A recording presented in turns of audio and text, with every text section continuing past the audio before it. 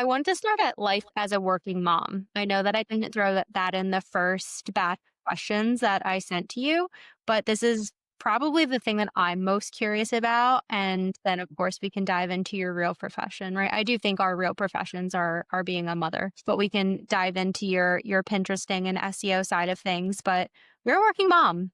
And that is one of the more profound things that we do every day, but one of the bigger balancing acts that we perform. What are some of your favorite hacks to stay afloat and organized and sane at the end of the day? Oh, I don't even know. I'm definitely not sane by the end of the day. None of us are. Yeah. um, I also have a bit of a like unique situation where my husband, he's gone like 12, sometimes 13 hours a day for work. So the morning routine is totally on me, and then oftentimes the like dinner time, evening routine is on me. He usually gets home before bedtime, but it is a lot on me. So I will say I do use TV for the older one when I like need to get something done, like get dinner on the table or like just wash all of the dishes that are piling up in the sink. Um, for a hack, I strap the baby in the high chair and so she can't move around. If I need to like hop in the shower real quick or yeah, just like get dishes done without her trying to like pull the knives out of the little silverware slots. Yeah, that's her favorite thing. They're So like moths to flames. They're I like know. sharp, shiny object. Got it. Yeah. Whatever she's not supposed to have, that's what she wants. And then she knows she's not supposed to have it, so she'll like look at you like, "Are you watching me?" They're smart. Yeah. They're smart Yeah. little fingers. They are. Yeah, so no major hacks, just yeah, kind of whatever I need to do to get stuff done. I'm not above using TV to try to get them distracted and in a room so I can get stuff done that I need to do. Yeah. And I think we need to talk about that more because I think people are villainizing and demonizing screen time. And I think screens are tools and they can be effective, and seats and furniture are tools too when strapped in. No, I'm just kidding. Um, but I mean, listen, I was solo parenting this week 'cause my husband, he doesn't travel a lot, but when he does, he's gone for like 3 days at a time.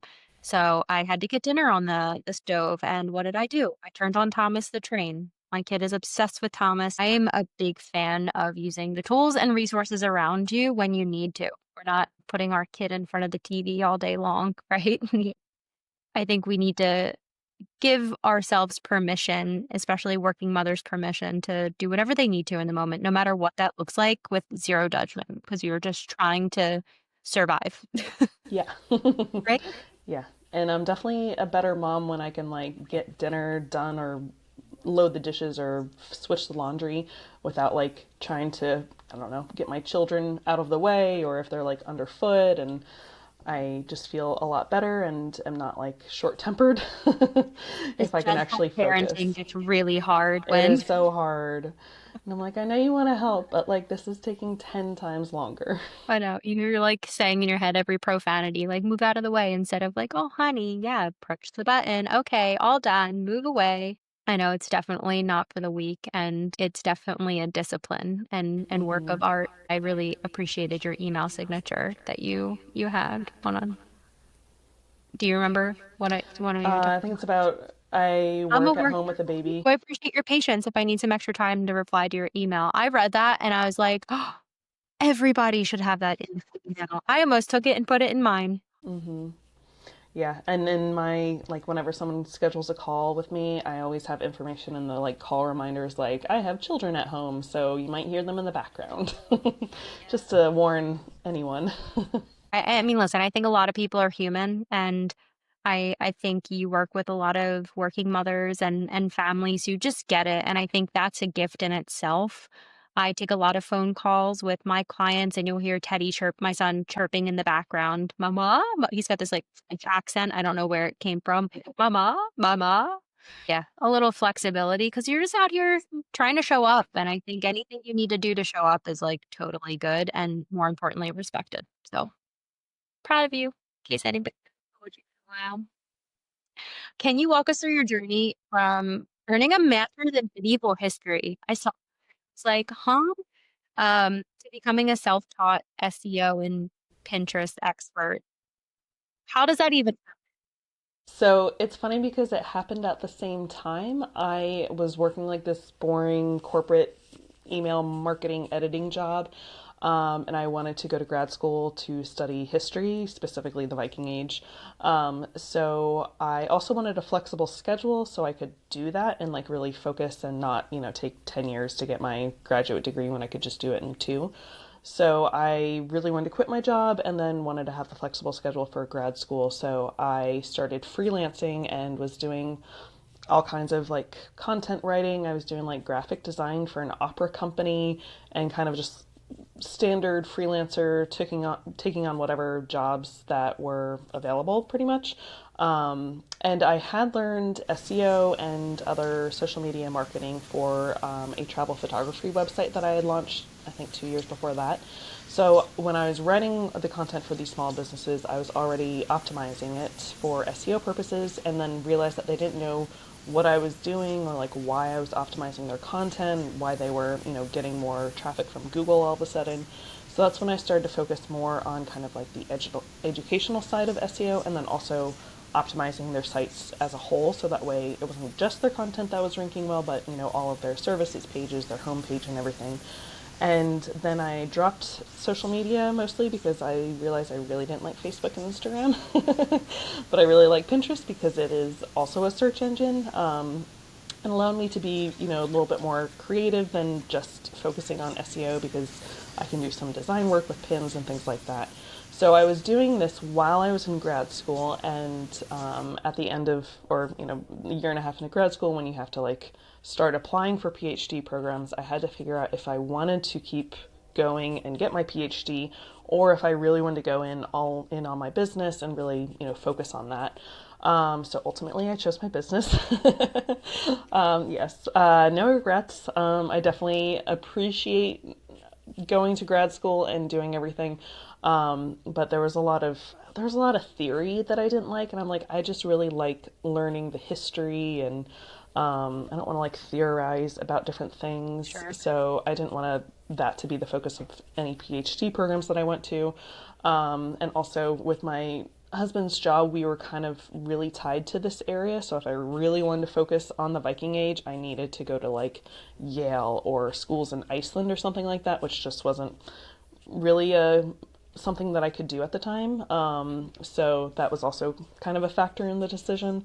Not that he would have, like, I don't know, stopped me from going to Iceland if I wanted to, but I didn't really want to leave him behind. So ultimately, I chose my business. I do still listen to like medieval history podcasts and read, Viking Age books. So I'm definitely still really interested in it, but just not pursuing a PhD in it. Yeah. You and my husband would get along swimmingly. The number of Viking references made in our household most daily is comical and impressive. And his bookshelf is just mostly history. He wants to retire when he gets older and become a history teacher. He loves it that much. What was your original plan with that master's and ultimately PhD? Oh, to teach. Mm-hmm. That's awesome. Well, now you're here teaching other people, so hey, still And I've evolve. actually taught an SEO course at Drexel. Yeah, so I did get a little of the teaching in.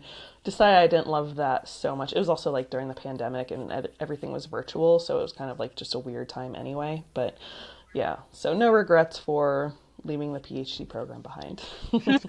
Miss you never. I hear it Hmm. is it's grueling. My brother-in-law had gone through it and it's certainly not for the weak, but it's always something that you can come back to if you really wanted to too. It's always there. And that's always my philosophy on the, two paths in life that you take. You can always go back to the other one if you wanted to, but it sounds like this one is really, really bearing its fruit. So it's exciting.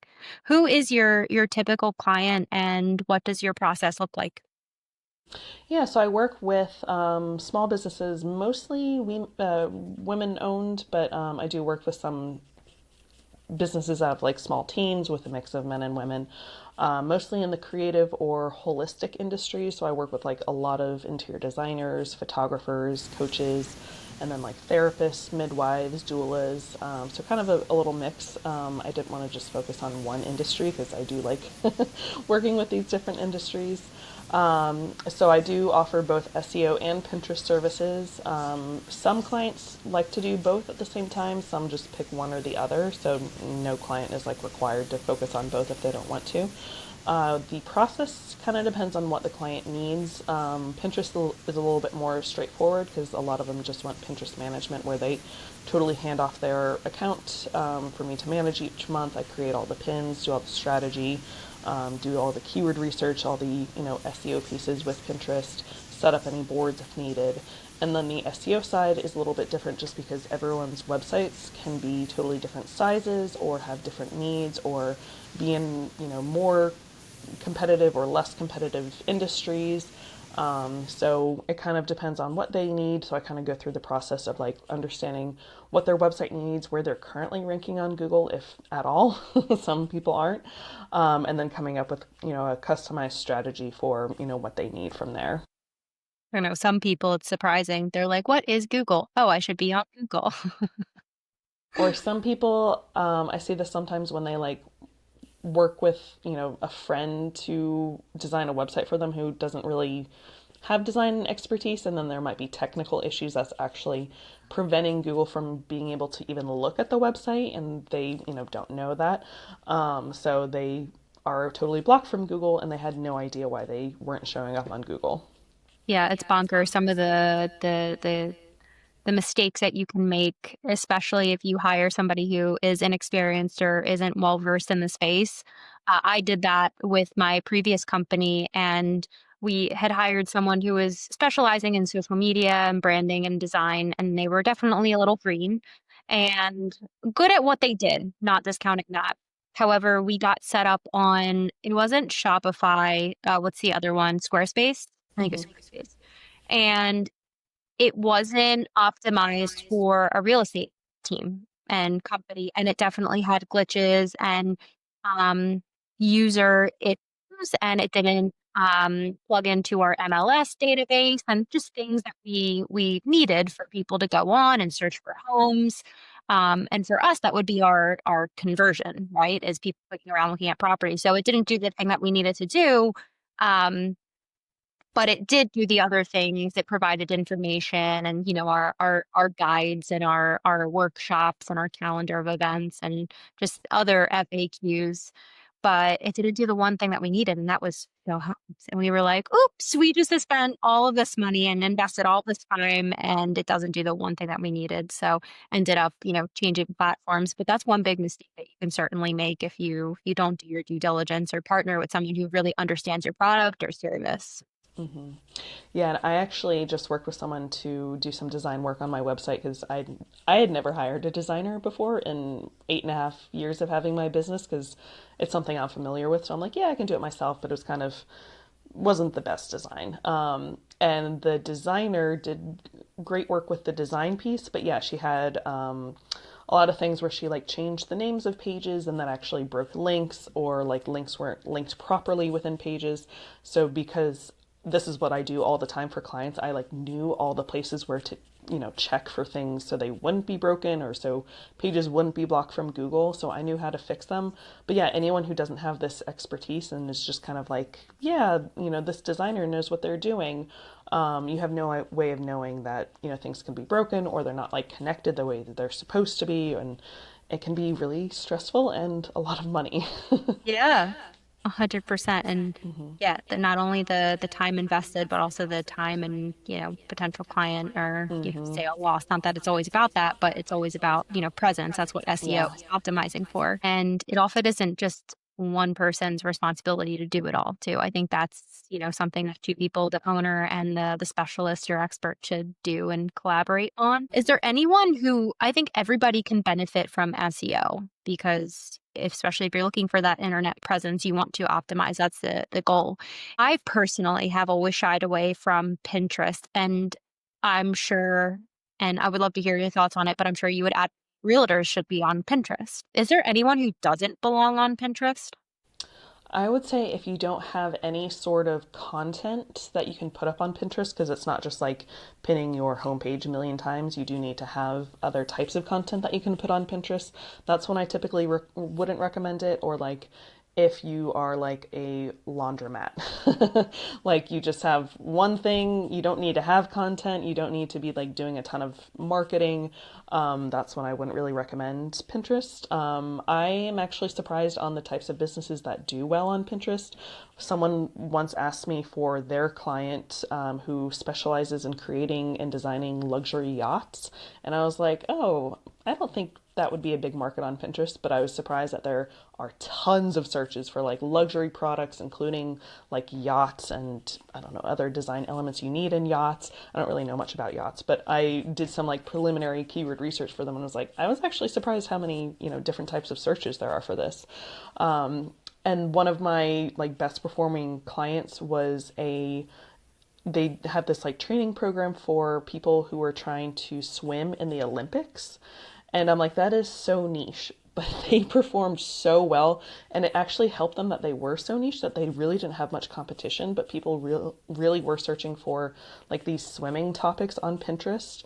So you may be surprised the types of businesses that can do really well on Pinterest. It's not just like fashion and food.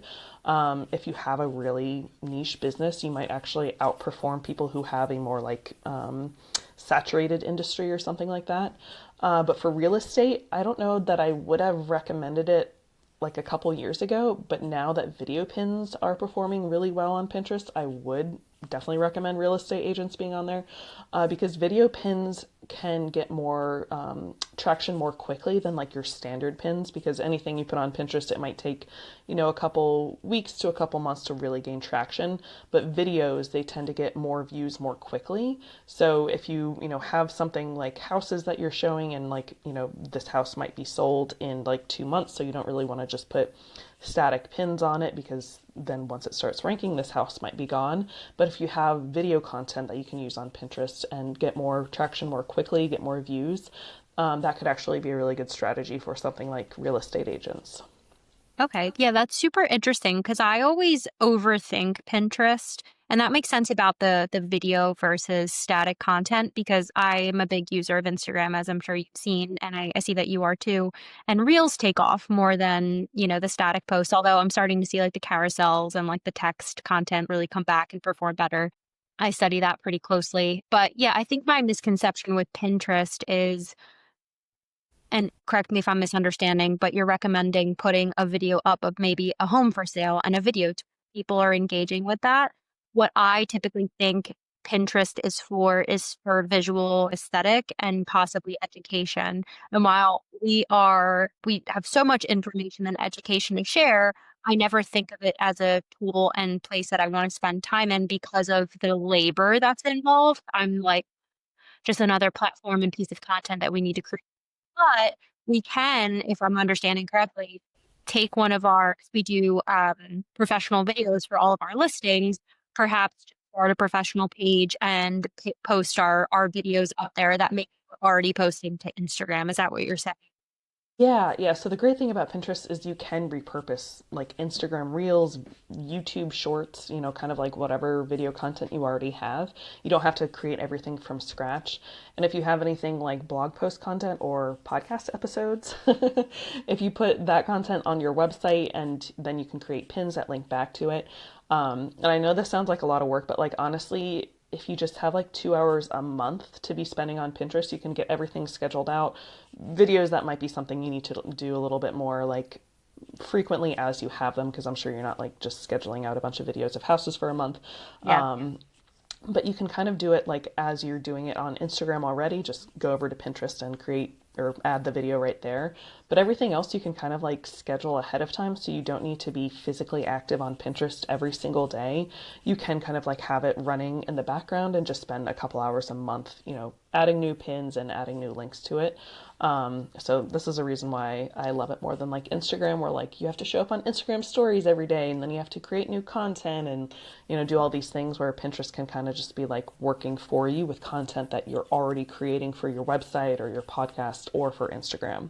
The only thing with Instagram is I don't recommend connecting Pinterest and Instagram together and linking to Instagram. I would still link to your website, or if you have like a page that has like the listings of the houses or the Zillow link, whatever it is, I would link to those rather than to Instagram, because not everyone has Instagram. So if they like the video that they're watching on Pinterest and they want to click on it to learn more about you or, the house, and they go to Instagram but they can't actually like consume anything there, I would still link it to your website, so that way they can still contact you or, learn more about the house or whatever it is. Okay, yeah, that makes perfect sense because, to your point, not a lot of people are on Instagram to begin with. A lot of people are on Facebook, but I think, yeah, it makes sense. You're trying to direct them to the page, whatever it is that you're highlighting, to the MLS, to the Zillow, to the company website.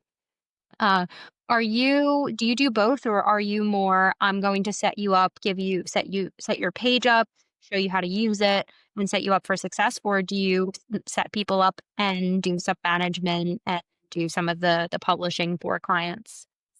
Yeah, so I do both. So I have different services for each of them. So for Pinterest management, I have some clients who are like, I know I should be on Pinterest, but like, I don't want to do it. So they, hand everything over to me. I get their links from their blogs and then create or pin graphics for it, create the strategy, do all the keyword research, totally manage their account. So like, they don't have to touch it. They just have to focus on creating content on their website or videos or whatever it is that they're focusing on. And then I have another service that's like a Pinterest setup service, where people kind of get intimidated by Pinterest because it is very different from like Instagram or Facebook. So I'll get everything set up for their account. I'll optimize their profile, create all their boards, do keyword research, create pin graphics, and start pinning on their account. So that way, after it's usually about 6 weeks or so, I'll pass everything over to them and do a training session showing them how to manage their account going forward. But they already have a head start because everything's already set up. They already have pin templates that they can use going forward, and they don't have to like totally start from scratch. Cool. What does your scrubbing process look like if you're, again, just using me as your avatar? If you were setting up a profile for me, what things are you considering when you're trying to optimize my page, setting up my boards? What things would you include and make research? Yeah, so for your profile, definitely talk about like real estate in Philly. If you have any specific niche, like if you work with, I don't know, young families or specialize in row homes or, Philly suburbs, something like that, using that language in the profile. The boards are going to be kind of like the categories of your content. So maybe creating a board showing, tours of houses that are listed. If you have any sort of content, like, I don't know, your podcast that you want to use, creating a board around your podcast content. And then if you have maybe like blog posts with information on buying a house or all the steps that you need to do to work with a real estate agent, creating different boards on like those types of different categories. Boards are helpful both for kind of like categorizing your content, but also to give Pinterest some more information to know like what your content is about, what your profile is about, so that way they can like rank your content accordingly. And then boards and your profile can also rank both on Pinterest. People can search specifically for boards or for profiles, but they can also rank well on Google. So you do want to make sure that you're filling out like your board title and your board description, and not just like having something generic like houses. Like you want to have like house tours in Philadelphia, or something like that. So kind of like analyzing the different types of content that you have, creating the boards, getting everything optimized, and then going from there, kind of like creating the strategy with, if you have more videos, kind of like focusing more on that, or if you have like more blog post content or podcast episodes, YouTube videos, things like that, kind of like figuring out what makes the most sense for your account, what should we be pinning, and then if you have any like blog posts or things like that where we can create pin graphics, taking all of your brand information, fonts, colors, any style that you like or want to avoid, and then using that information to create the pin templates. Labor of love. That's what I hear. It's a labor. That's awesome. Yeah, I mean, you have my wheels spinning because Pinterest does sound like one of those platforms that would, I think, differentiate me and our team from real estate teams and firms because I mean, do correct me if I'm wrong, but do you see a lot of realtors on it to begin with? Not really. Yeah, a lot of I mean, there are not a lot of home industries, so like home organizers or interior designers, interior decorators, but I don't see a lot of real estate content. Yeah, because I mean, interior designers are visual, right? Like when I think I'm gonna keep contrasting with Instagram or comparing to because I use Instagram the most, but I think Instagram is more visual than anything. Like all these different platforms. Like I'm not really on LinkedIn. I'm on Facebook, but more post personally, less professionally. Um, and more for networking with my fellow realtors, not so much buyers, but my most um present and engaged platform is Instagram and it's more visual. Pinterest is the same, and people do wanna go on there. I think people aren't used to seeing homes on there, but you're right, if you start telling Pinterest, like, "Hey, I'm an active user, here's my category," it'll start pushing your feed and your material to the respective users, and, hopefully at a more local level, right? Because nationally, we can't help everyone, but is that something that Pinterest will actually start to do as well, like, localize everything?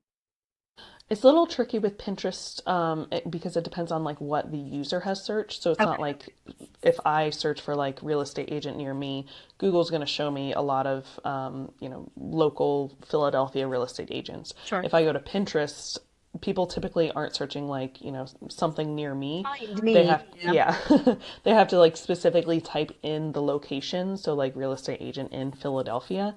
So if they, I mean, a lot of people are searching for location specific topic for like, travel or like stores or, something like that. So people are definitely searching for locations, but you can't only target people who are searching for locations, if that makes sense. So it's kind of like on Instagram, if you're using a hashtag like house tour, Sure. but you don't Yeah. like have like Philadelphia, you're going to be reaching people who aren't necessarily in your local area. But you can also reach people who are searching specifically for content related to Philadelphia. Yeah, that makes more sense. The hashtags I think will carry you far, but it makes sense if you're popping up it to me it can easily just become one of those referral situations. If they start following you, they like your content that you're putting out and maybe they stumbled upon you and somebody in, I don't know, Arkansas and they're like, "Hey, my friend's moving to Philly. Here's somebody that I found," and I follow her regularly. Yeah, you never know who's moving to Philly. So, like, even if your videos are reaching a lot of people in California, some of them might be moving to Philly. I mean, hey, I put all kinds of content out there, and I cannot tell you how many different places that I have gotten referrals. And I'm like, I love to ask people how you found us. And the answers, they all vary, whether it was word of mouth or they found me on Instagram. Someone recently was following me on stories. I didn't even know that we were, I didn't follow her. She followed me. She was here locally. And she's like, "Hey, I walk by that house every day. Can we go see it?" I'm like, "Absolutely." We hit it off. She wrote an offer, and I think she found a coffee shop post that I made a few years ago. So I asked her where she originally found me. So you just never know where people are going to find you. And it's just, sometimes Facebook groups or just networking things. It's truly everywhere. Yeah. And I will say for Pinterest, because the focus of it is to drive traffic to your website, that even if it's like you're reaching people who aren't in your local area, if you are a local business, the more traffic that you get to your website from people who are, interested in what you have, the more it's also going to help your rankings on Google because Google can see how many people are coming to your website, how long they're engaging with your website. So, like, even if they aren't going to directly work with you, the traffic that you're getting to your website can also help you just in other ways as well. Oh, that's something that I didn't even consider, and it makes total sense because it's a popularity contest on Google. So if you seem to be one of those more poppin' websites, and it's going to favor you and push you up in ranking, that makes sense. So I think I read that you've helped over 270 clients spanning across several different countries. What's been your funnest or most successful Pinterest or SEO client to date? Do you have one? For Pinterest, it's probably that the Olympic Swim Company, just because that one was so surprising that they would perform so well and so quickly. For SEO, one that comes to mind that's a recent one is it was actually a repeat client of mine, which I love to get. It was someone who she was focusing on pet care in Philadelphia, and then she has transitioned to focusing on like dog training specifically, and like had gotten her credentials for that. And so I helped her with her new website a few months ago, and now she's already getting like 90% of her inquiries are coming from Google. So even though, and she's not even in Philadelphia anymore, she's like in a smaller town in Pennsylvania. So even though it's a much smaller geographic area, a very niche topic, but because she's able to rank well and reach people when they're searching for exactly what she has to offer, she's able to convert the people who go to her website so much more quickly.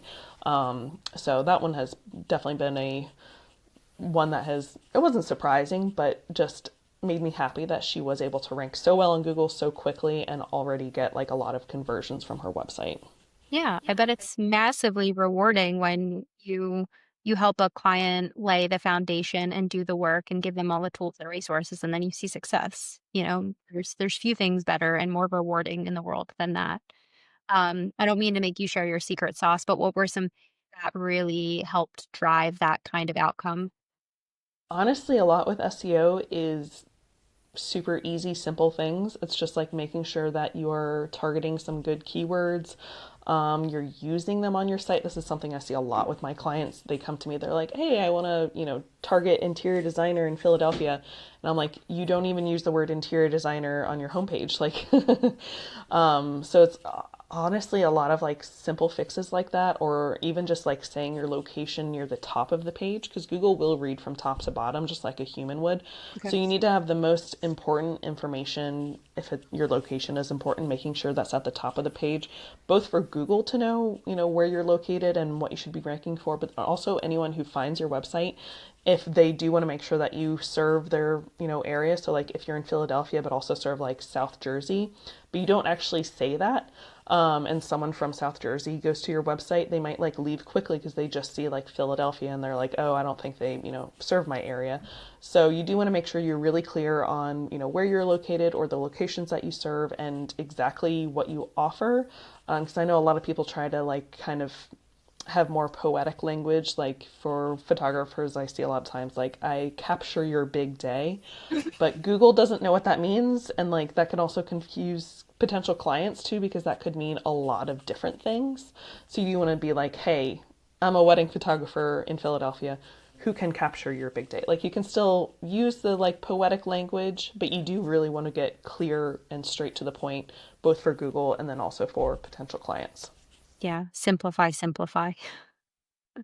That is an interesting perspective, and it makes complete sense that it is a computer reading it. So it's not computers aren't nuanced. They don't understand, our language the way that we do. So you do have to make it so simple for it to process. I would actually love for you to take a peek at our website and we'll talk, off the record, but I would love for you to take a peek at our website because there's some things that I know that we've optimized for because I've gone in, but I'm no meets an expert. But for us, like at our little tab, for example, you'll see like PA and New Jersey real estate, right? Before it was just Philly, but I didn't want to deter anyone from, you know, shopping surrounding because we cover different counties. So it's very specific. It's simple but specific, and I think we overcomplicate it. So that's where you come in. Yes. That's really exciting. So I also just saw that you launched Julia Renee 2.0. Do you have moving forward and what does 2.0 encapsulate? Yeah, so like I said before, I worked with a website designer for the first time. I also worked with a copywriter for the first time. Got like new brand photos and everything because it was just, yeah, my website before, it was like fine. It didn't look outdated or anything, but it just wasn't anything great. So it just needed a more elevated design, because I am also working with more elevated clients, in a way. So definitely towards the beginning of my business, I was working with a lot of new businesses or people who were like thinking about starting businesses. But then I was finding that a lot of times they would make a lot of changes to like their services in the first year, and any work that I'd done when they first got their website was like, totally changed. So I've started to focus more on like more established businesses that have like small teams. So I really just wanted my website to kind of like reflect both the clients that I'm serving, but then also where I am in business, since I have had it for over 8 years now, and it was definitely time for a more elevated presence. I'm also trying to do a lot more speaking engagements in person. I am also kind of like in this stage where, so I just, I had my second baby over a year ago, but she refused to take a bottle. Like we did literally everything. We worked with lactation consultants, occupational therapists, everything.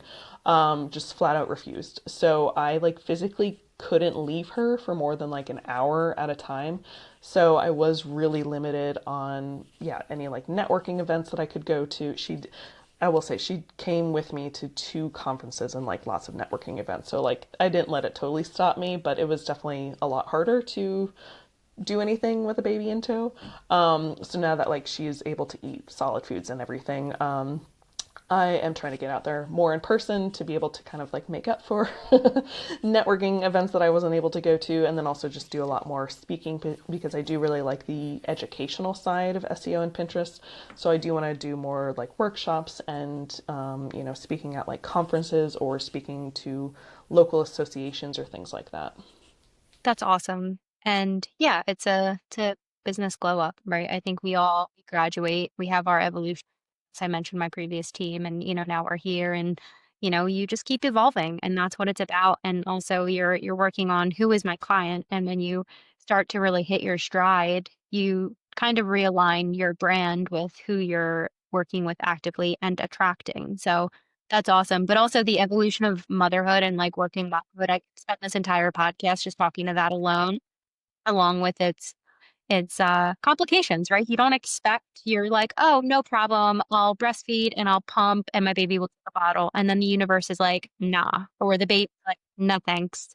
And you have to stick around. I exclusively nursed for 17 months. And, after the first year, it gets a little bit less urgent to be around because baby's relying on solids. But oh yeah, when baby doesn't take a bottle, my baby also refused around 6 months. And we did the bottle protest, and I was like, how do I do this and manage it all? But you have to step back for a minute or moment, and eventually you do catch back up. But, things remain priorities, such as your children, and the other things may take a back seat. But it's really beautiful when I hear that you're still able to manage it all.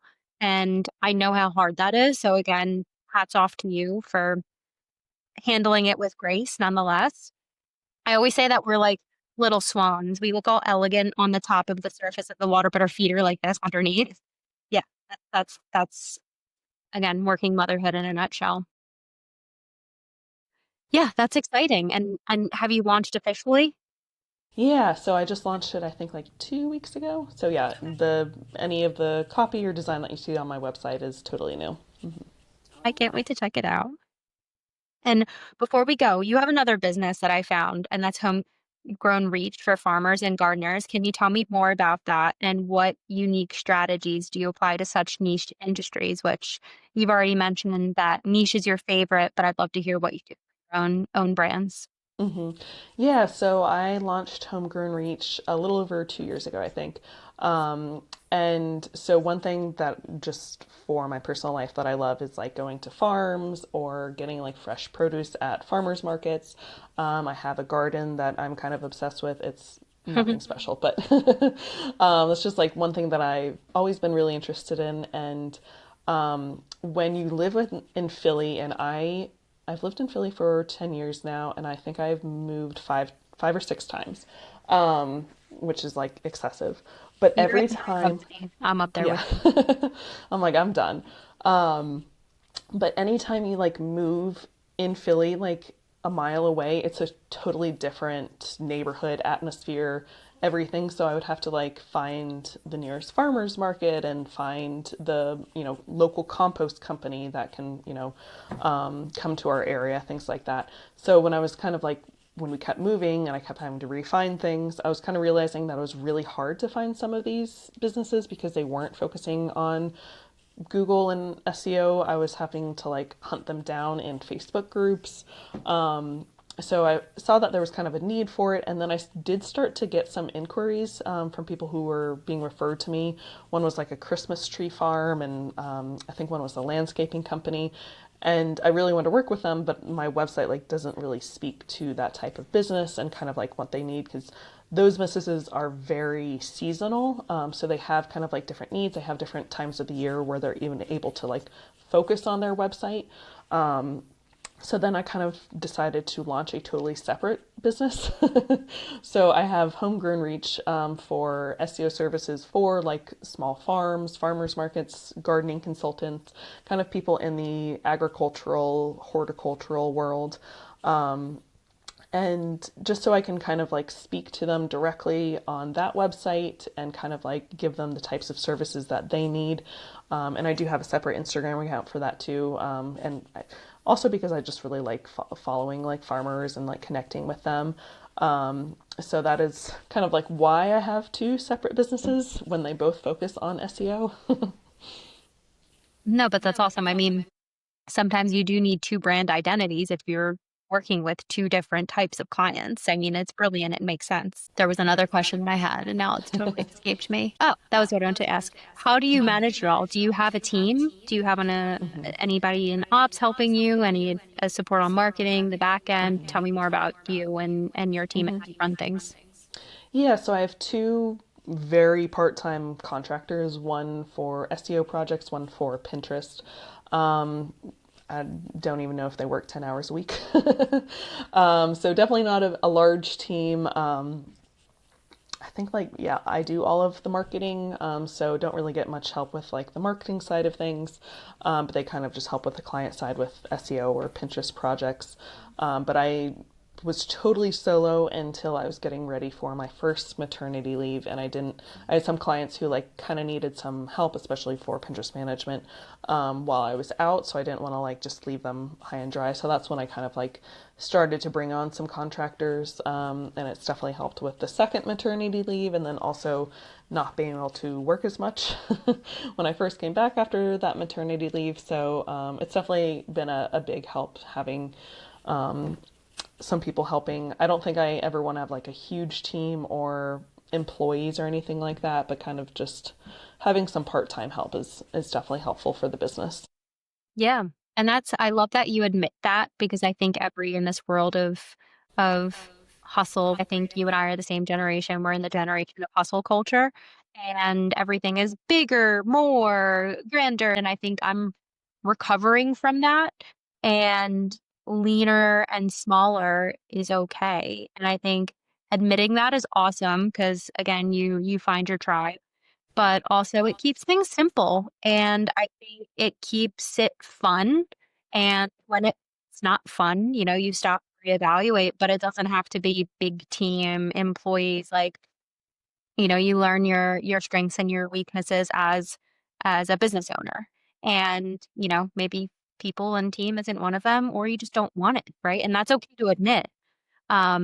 Good for you. I'm glad that you have help because I know deeply how it feels to wear all the hats, and that is a lot for one person to manage. So even outsourcing, like you mentioned, 10 hours of help per week or per month, whatever that is, it relieves you of some maybe of remedial work or some tasks that either you may not be the best fit for or are just not worth your time. Yeah, and yeah, because I really like the work that I do. I never wanted to like manage people. So yeah, I do want to kind of like stay small, but it's helpful for the tasks that don't require a lot of like the strategy. Like since I work with a lot of interior designers and photographers, they need help with image alt text, which is kind of like something that needs to be done. It's really helpful and important also for accessibility purposes, but like it doesn't require a lot of strategy or like a lot of focus, but it's just time consuming. Like, I don't really want to do this. So it's nice to have someone that I can just like pass off the work that I don't really want to focus on or doesn't really need like my brain for. Hmm. There's also a book, I think it's called Company of One by Paul Jarvis, that I recommend for anyone who kind of feels that like they need to be hustling or they need to be scaling and you don't really want to. That book was really kind of helpful for being like, oh, I don't have to do that. I can still have a successful business and just have myself or just have a very small team. Yeah, I love that. And I'll note that too in the comments below. But yeah, I think it's a great mindset. And again, I love to hear it from you because it reaffirms you don't have to be large and in charge, right? In fact, I don't want to be in charge, right? Need to be large for sure. And that's the beauty of our team is I learned early on, I running a big team, big operations, that is not my goal. It's also not my strong suit. It could be, but I don't want it to be. I like, and maybe you're this way too. I like being in the trenches. I like working with clients directly, going belly to belly with agents, and I like being hands on and doing some marketing. And do I do too much some days? Yes, absolutely, but I wouldn't have it any other way, and I keep it small enough to be totally doable. And I do have help, Heidi, our director of ops, she's my right hand and sometimes my left. And she's been with me going on 6 years now, and she's entirely autonomous too. So I'm not forced to be a manager. I'm a leader, and that's how I reframe it. Because I'm not in the business of managing people. I want people who are self-starters and, are all have the same vision and goals and, commitment to hospitality and support and service. But the rest, I'm like, I'm not here to wear my manager hat. I am not, and I cannot. I have a little tiny, tiny boss at home that I need to manage. But he's really the only one I want to at the end of the day. So where can we find you if we're looking for you? Are you on Instagram, sharing your website, anything that we might need to know? Yeah, so you can find me pretty much anywhere at Julia Renee Consulting. So my website is juliareneeconsulting.com. I'm on Instagram at Julia Renee Consulting. My email is julia at juliareneeconsulting.com. So pretty much anywhere, just search for Julia Renee Consulting and you'll find me. Awesome. And I'll drop that in the show notes below too. So I sincerely appreciate you taking the time. It's been a lot of Yeah, fun. thanks for having me. Yeah, of course. It's been great. I love talking with the working mamas out there. So Hmm. yeah, I'll share everything. Thank you again for your time, and I'll talk to you soon. Yeah, sounds good.